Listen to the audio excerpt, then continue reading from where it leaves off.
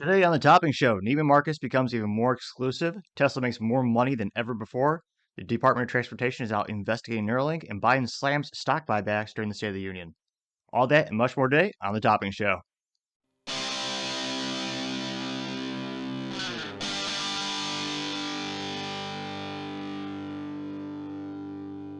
Thank you everyone for tuning in. Today's episode of the Topping Show is proudly sponsored by ExpressVPN and Topping Technologies. ExpressVPN helps protect your online data, and Topping Technologies assists businesses with their technology needs, especially their security needs.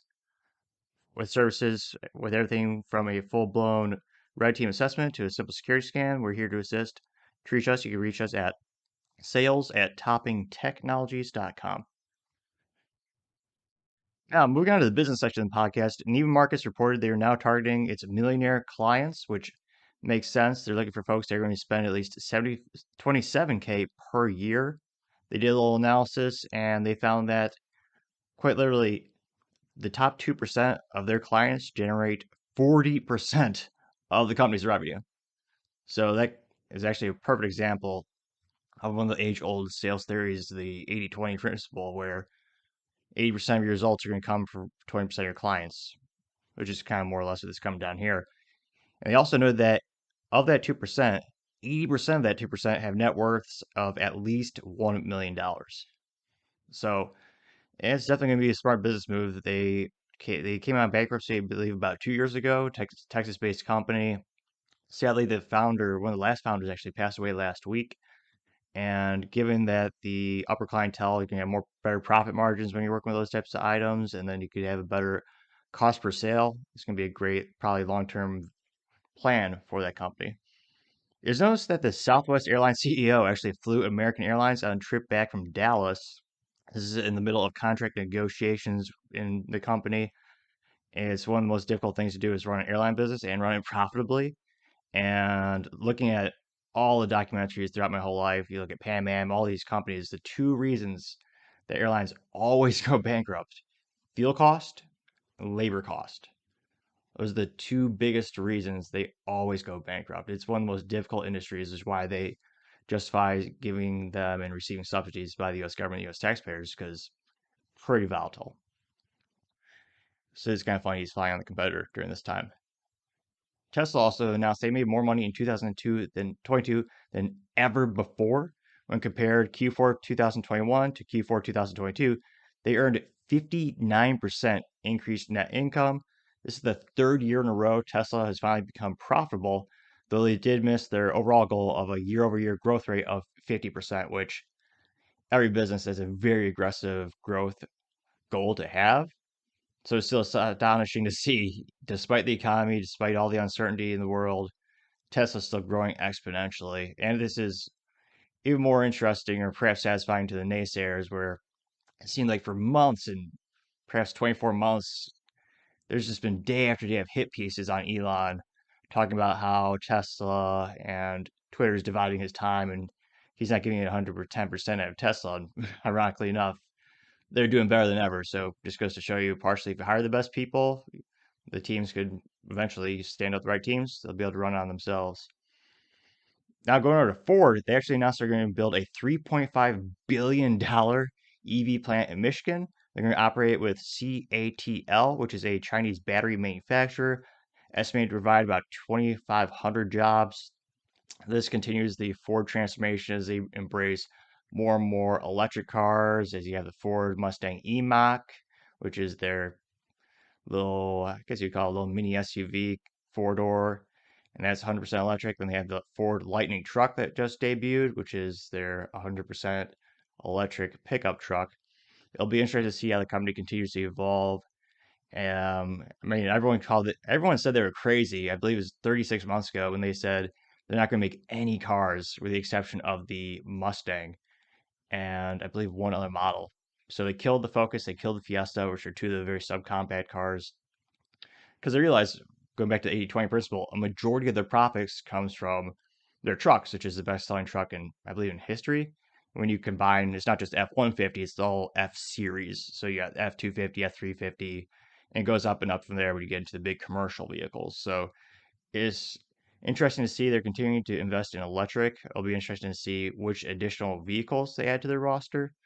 And at the end of the day, whoever develops the next battery technology is going to be the one that has it's going to be the next fountain of youth, so to say. We've been relying on lithium-ion batteries for decades. Coming off that, we came from nickel NiCad batteries or nickel cadmium batteries, and it seems the market's almost at a tipping point where we're reaching as much efficiency as we can get out of these things. We're getting better and better, but it's diminishing returns. So personally, I think the next breakthrough technology is who comes up with the new proprietary material or discovers a new material for battery technology that will supplant the lithium ion technology that we currently use in pretty much all electric components manufacturers. It's also an issue where there's not enough supply of lithium for everyone in the world to have a electric car. It's just not possible. So if electric is the route you want to go, you need to find some alternative materials.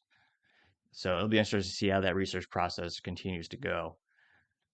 Now, going back to another one of Elon's business, Neuralink, which is his interesting business idea where he's basically going to have an implantable chip. And the goal would be to help people with disabilities. So if you lost your ability to see or have some spinal injuries, they place a chip in the back of your skull, and eventually it'll help.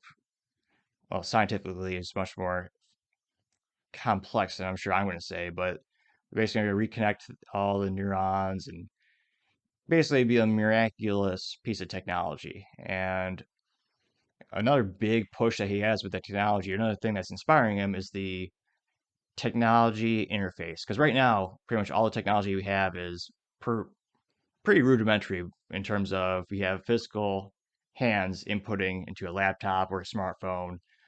And that is not hardly as efficient as how fast you could think. So that's long term. So short term, Elon's trying to help with the people with disabilities. They're already doing POCs with monkeys, and we actually have it to the point where a monkey, depending on where they're looking at the screen or how they actually can move cursors on the screen. So it's fascinating how it's already moving pretty quick.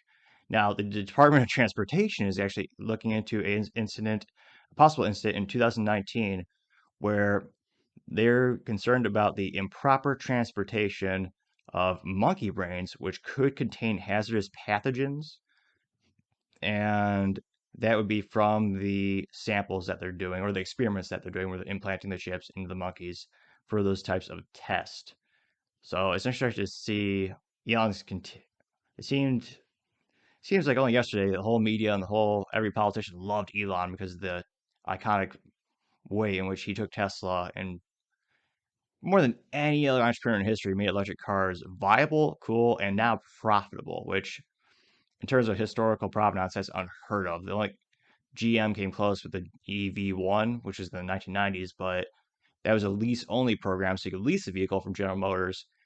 And if you look into a lot of people say it's a conspiracy of why they canceled the product, but if you look into the finances, there are some estimates that the GM EV1, if they wanted to actually sell it to a consumer, it cost anywhere between 190 and $210,000.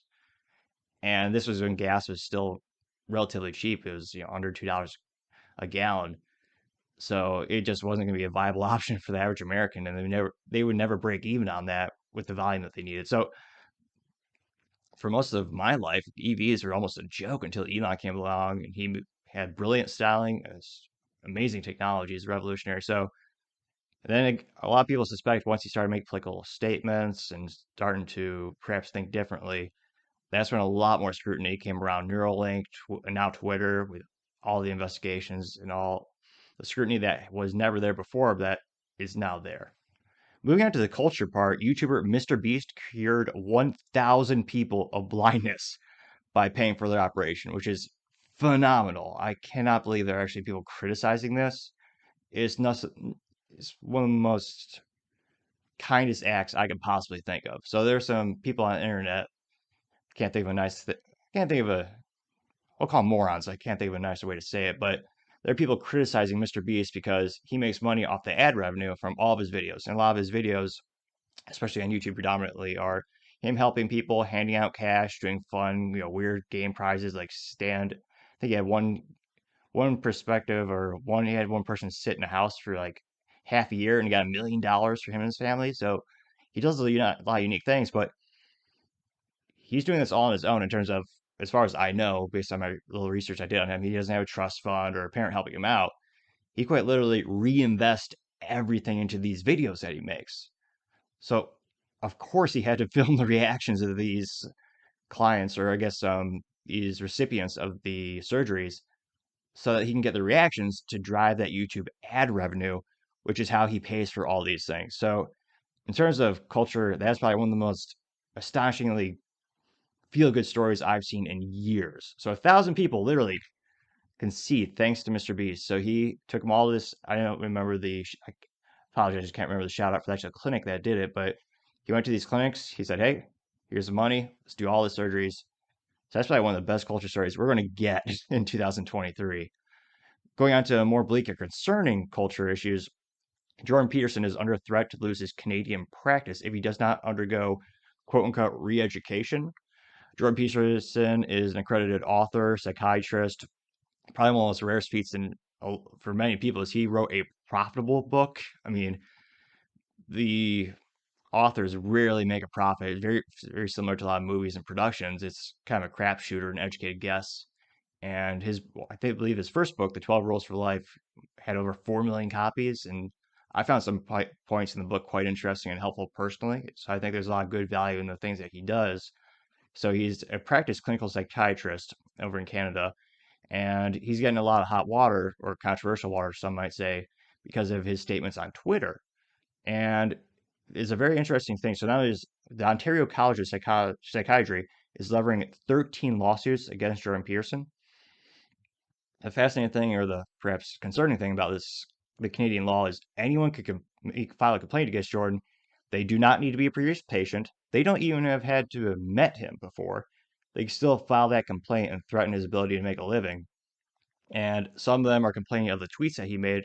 In particular, some of the tweets actually criticized Canadian Prime Minister Justin Trudeau based on some of his more totalitarian policies of, locking people in homes during COVID. And there's a couple other things that a lot of people were not happy with.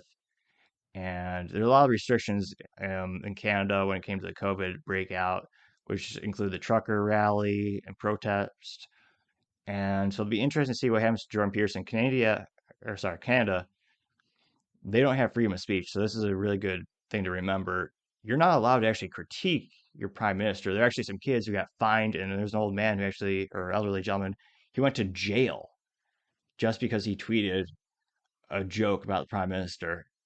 And it wasn't perhaps a very nice joke, but they don't have the type of freedom of speech that they have in the United States. So the United States is the final frontier for free speech, in my opinion, and it's something we should always take in mind. I'm of the mind that I may not agree with what you're saying, but I'll fight to the death for your right to say it, because I believe the best conversations are the ones where you learn a little bit about your opposing ideas, have that nice debate, and the best ideas will rise to the surface. So I'm of the opinion that more data, the better.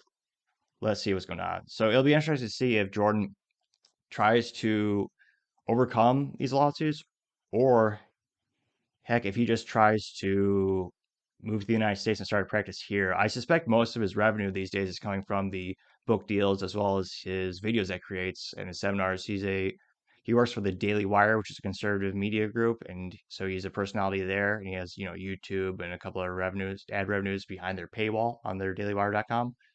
And it'll be interesting to see if he just does that full time. It'll be interesting to see what happens to him. Going on to politics and kind of interwoven with business, Illinois recently banned assault weapons, right? Quote unquote, scary black rifles. So 10 round limits for rifles and 15 round for pistol in terms of capacity. And this is particularly concerning for a business in Illinois called Rock River Arms, which is predominantly an AR-15 manufacturer in Colonial, Illinois. And they've been operating there since 1996. And if you look at their website, they might have over 24 different variants or tweaks of the AR-15 design, and they have maybe two bolt action rifles. So it's one of those things where I don't know if they're going to be able to stay in business or if they're going to have to take out a loan to move those heavy machineries. I mean, one CNC machine is going to be the size of most compact cars or greater, and it even weighs more in a car in most cases, I would think. So it's one of those situations where overnight that company could lose their ability to make a living, and because it's not just banning the round count, it's also the gun, or the rather the design of that gun, which is technically an antique. Is designed in California armor light a rifle, the AR-15, by Eugene Stoner decades and decades ago. And so there's also a lot of sheriffs. So 80 of 102 sheriffs oppose the assault rifle ban, according to WQAD8 News, which is a local news outlet. And a lot of people don't think the law is going to stick in terms of it. There are already lawsuits being filed, and there's going to be continued conversation around this topic because the Supreme Court has ruled you cannot ban a firearm in common use. And in terms of, you look at the total sale of rifles in the United States, most of them are the AR-15 pattern, partially because there's no more patent on the design. The patent design is long since expired, which is why you have so many businesses making the AR-15, and they all make little tweaks to it, kind of like, most car companies have, four wheels. They just make them a little bit different, and, different materials, different design, maybe body panels, and little technologies inside. Going off of that, the New Mexico House Bill 50 just passed to limit, or in the motion to pass, to limit magazine capacities to 9 rounds, which is particularly concerning because those don't really exist. So I suspect that was a political chess move to ban and felonize many people. There might be a grandfather, which is, in layman's terms, if you have it and then they pass it, you're allowed to keep it, which that is a very common thing in firearm legal and political news, or action, so to say. And if a magazine will last over 100 years, you just need to change the spring out. So glorified metal box, or you 3D print one. Although I don't recommend that because that might be illegal where you live. So I say that's almost impossible because the most common limited, I say, when it comes to the limitation of magazines, the most common number is 10 because California is the largest market by number of users. And they passed a law quite some time ago that limited it to 10 rounds. Um, so the only thing that has a 9 round capacity is going to be a revolver, some 1911 variants, and a couple small subcompact, which is kind of like a pocket pistol, and defense pistols that are single stacked. So overnight, if you sell guns there, that's going to be a hard. I don't know how you're going to overcome that because that is most of your catalog completely illegal. And gun stores are extremely regulated both on a federal and local level. So they're not going to risk their license or their FFL, the federal firearm license, over something like that. Although this is a state issue. So that'd be interesting. Now, going to the State of the Union highlights, I try to pay attention to the things that most affected businesses because that's kind of one of the things I'm particularly interested in. And Biden slammed the corporate stock buybacks, and kind of got me interested. I thought I knew what it was, and kind of wanted to dive a little bit more. So, strictly, the definition of a public stock buyback is where the company uses cash to buy back shares of its own stock on the open market. And when I first heard that, I thought maybe companies do that firstly to reduce their income tax because it costs money to do that, but actually is not a tax deductible thing. So if you have $1 million in cash at the end of the year as a business, you're usually taxed. I believe the corporate tax rate is 39% or 35%. So all that would be taken away and given to the federal government. So a lot of companies will try to spend the money, reinvest in machinery, people, software, and other assets to decrease that tax rate because it decreases the amount of cash left at the end of the year. But so they're actually not tax deductible. And this year was the first year stock buybacks will be taxed at a 1% rate due to the Inflation Reduction Act, which I'm not sure what it has to do with reducing inflation, but semantics aside. And Biden's goal is to eventually increase it to a 4% rate. And a lot of people are wondering, what's the advantage if you're a business? Why buy your own stock? Well, there's a couple reasons, and I did a little research that said, firstly, you can consolidate the ownership, so it makes voting on certain issues and making changes to the company a little bit easier because technically, if you own a share, it depends on Class A versus Class B. There's a lot of different nuances in publicly traded companies, but most of them have the right where if they want to make a major change, the stockholders can go to the stockholder meeting, or nowadays virtually, they can cast a vote to say yay or nay on many issues. So consolidating the ownership makes it so that they own more of those shares. So their say in topics goes a little bit more. So that makes their job a little bit easier. Another byproduct is that you have limited supply, so you're going to increase the value of your stock.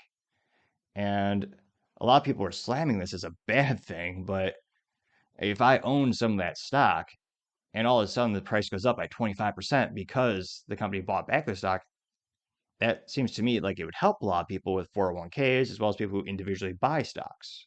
So I don't see that necessarily as a negative thing, in my opinion. And another thing it also does is it makes the company look healthier to prospective investors because you're increasing the value of that business. They have more assets via they have more stocks.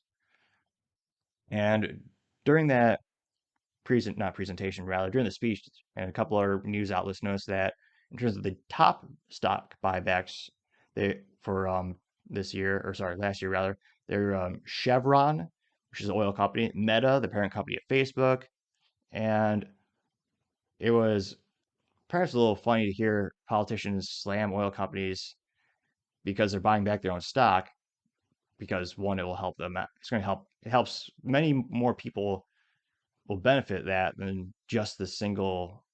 Most things in life, there's not a singular. There's more variables than a singularity. So there's a lot more than just one party benefiting from that action.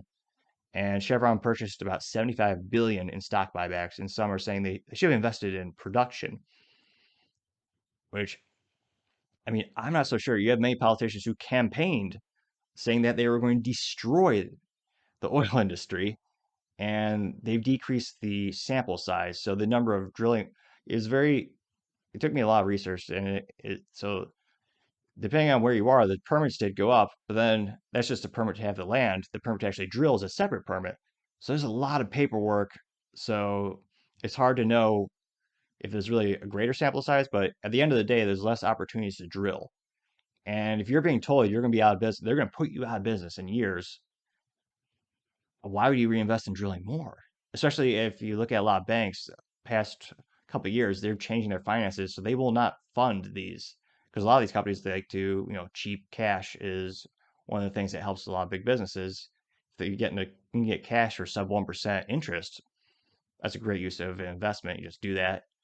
You explore for oil because that's a very risk intense business model because you're no matter how much research you're doing on the geographic, there's always that little risk of variability of what if there's not enough oil to pay for this investment. It's a big upfront investment to drill for the oil. So if anything, I wouldn't be surprised if more of these traditional oil companies, not only are they going to do stock buybacks, but they're going to perhaps reinvest more into alternative energies. And I know a couple of them are looking at a couple kind of like a home brewed fossil fuel or something that they're synthetically making fuel, which is another interesting topic. And so it'll be interesting to see. And another highlight, which I almost found comical, but so Majorine, Majorie Taylor Greene, Marjorie Taylor Greene shows how much I know about her in particular. But Marjorie Taylor Greene, a lot of people are so offended that during the State of the Union, where Biden was slamming Republicans for threatening to decrease or defund Medicare and Social Security sunset, she was yelling. She said liar, and it's something I keep hearing over the years that Republicans want to decrease those things or get rid of them. Personally, I'm in the middle, and if you look up the definition of a Ponzi scheme, that's what Social Security is. The government forcing you to save, and the money's no longer there. It's been taken. It's so personally, I don't believe you should be forced to save. I think everyone should have the freedom to invest in whatever mechanism they want, whether that's a blue chip stock investment or maybe you believe in one company really much, really a lot, so you just buy stock in that one company, as opposed to the government taking the money and just spending it on something else. So the only way you can get the money out is have new people put money in. That's so I'm not a fan of it. That being said, if you look at who votes, one of the highest percentages are elderly people who are on Social Security. So no politician, Democrat or Republican, would intelligently threaten that and say, "Oh yeah, we're going to take away all that money from you." I mean, they would lose votes immediately. So I started to go down the rabbit hole of, all right, everyone keeps saying Republicans do this. There's got to be one who said it.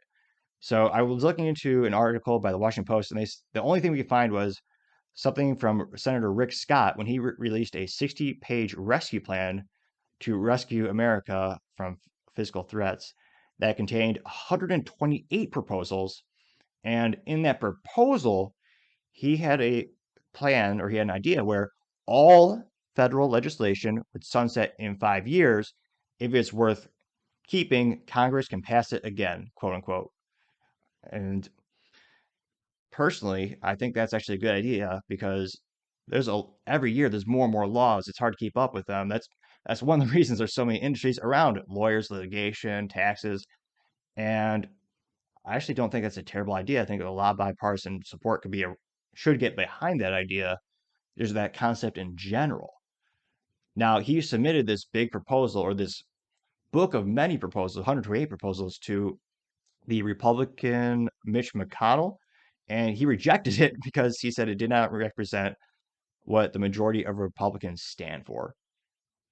And correct me if I'm wrong in the comments, but that was the main point that I was able to find in terms of a Republican actually saying we need to get rid of this, or here's a plan to get rid of it. So that was a very interesting indirect way of doing it. But again, I don't think anyone's going to broach that subject. Even Trump, recently, he told them like, "Hey, do not mess with this."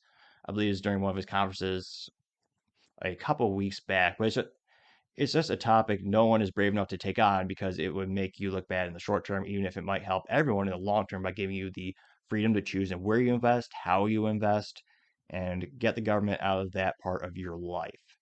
So there's a lot of people saying that a lot of the decorum has been lost in politics these days, and she was terrible for saying that during a speech. And it did look a little bit childish. She did what she felt her district wanted her to do and what her constituents wanted her to do. And I want to say is nothing new. I mean, going back to the last State of the Union or a couple ones back when Trump was giving one, you had that famous scene where Nancy Pelosi actually physically tore up his State of the Union script. And it's just one of those things where, I mean, part of me actually would prefer if politicians were more energetic when they're debating on the floor and talking about different ideas as opposed to, voting by absentee and just seemingly just be yeah, doing very little to help the people in middle America and, a lot of us. So I wouldn't have done it. It'll be interesting to see how our constituents actually respond to it. And, but it's nothing new. Politics it's been interesting for several years, needless to say. Now, going over to the fun part of this show, we're going over to the business blunders part. We actually have a couple. So, first one was Comcast had a major outage during the 2023 Super Bowl in a city called Philadelphia, which, from my research, is a city that may care about the Super Bowl. I need to dig deeper into that. It's an interesting story there, and they claim vandalism may have caused it. So I mean, the other company I own, Topping Technologies. I mean, one of the biggest things we are always talking to our clients about is connectivity and redundancy, so that there are no outages. And like most things in life, it's never going to be 100%, but you always want to have enough redundancies and backup plans so that you can mitigate that risk. And it doesn't happen at the most inopportune time, but that's kind of how life sometimes happens, I suppose. But definitely not a good look for Comcast. I doubt they'll have any serious long-term ramifications just because of the business of cable companies and internet service providers. A lot of them divide up territories, so there's not a lot of competition typically. Going on to the second business blunder, which maybe it's more of a business disgust thing that I find. A lot of major news networks, including CNBC, are running a commercial for a $50 Buffalo coin tribute coin, trying to tell people, oh yeah, this is a good investment. It's worth $50. We're going to sell it to you for $9.99 plus shipping and handling. And there's a couple of things to look out in these types of commercials, and part of me is really disgusted by that because a lot of older folks are affected by these commercials, and I don't believe they're honestly representing the product. So let's dive a little bit deeper. So one of the biggest red flags is the coin is gold clad, also known as trash. It's not really gold. It's the amount of we'll actually get into the amount of gold, but when you think of a gold coin, like from back in the day when the United States made coins out of precious metals, it was over 90% gold. You can't have 100% because it would literally, not melt, but actually it would deform and soften in your hand because that's just the nature of 24 karat gold. So it's gold clad, which is another word for gold plated, which if you look at a penny these days, they're not copper anymore. That's why even if you give them a little micro scratch, you'll see the zinc because a major over, I think it's believe is 99.99% of that coin is zinc because that's the only cheapest metal we could find to make it not such a loss, even though last time I checked, it takes 2 cents to make a cent. And that just doesn't make sense, pun intended. So it's gold clad, it's not real gold. It is a private, non-monetary minting process. So a private company is doing this, so there's no actual currency value, as opposed to a vintage coin from the 1800s that's gold. You technically could spend it at any store in America for the face value. It's highly discouraged because of the collectible, not only the precious metal part, but also the collectability part. A lot of people consider them, including myself, I consider them pieces of art. They're beautifully designed and craft. I mean, they're made by craftsmen. So diving into the amount of gold, they say it is clad in 14 milligrams of 24 karat gold. So 14 milligrams. So a real buffalo coin, vintage, that will cost you about $2,000 because it's mostly gold. This is only $9.99 plus shipping and handling. Now, if you look at it is interesting how they measure gold weights and values. So 1 troy ounce is 31,103 milligrams. Again, 1 troy ounce, 31,103 milligrams. This coin has 14 milligrams. And I looked at the price of gold a day ago, and 1 troy ounce is about $1,700. And again, I'm not the best at math, but round numbers, there's about 77 cents of gold in that coin that you're buying for $10. 77 cents. I guarantee the mill of gold, the actual coin, when you get rid of that gold clad plating, it's not any precious metal at all. And they give you around the red flag comes with a certificate of authenticity, which no. So you're paying $10 for a coin that costs less than $1 to make. So they're basically printing money with this quote unquote deal. And this is something I always tell people: if it's made to be limited or collectible, or if it's being advertised like that, it really isn't. The only things in life that usually, 99% of the time hit that criteria are stuff that your average people cannot invest in. It's not prudent to invest in. Like the last Lamborghini with a naturally aspirated V12 that came off the assembly line, I believe 2 weeks ago. That will be worth something for historical as well as enthusiasts' sake. I mean, a lot of people are going to be willing, just like a manual Lamborghini or a manual Ferrari. When I'm talking about, the gearbox or the transmission. I mean, those have only gone up in value. But again, it's one of those things where not a lot of people can invest in those cars. And most of the times, cars go down in value. COVID skewed that whole thing. So that was a crazy business blunder for the day. Do not fall for those types of deals, quote unquote. Always be vigilant, do your research, make sure you're protecting you and your family from all types of financial risk. Again, I don't tell people what they should invest in, but I will say I don't think personally, I don't think this is a prudent investment. Thank you everyone for listening. Do not forget to like, subscribe. Every comment helps out. Stay safe, fight the good fight.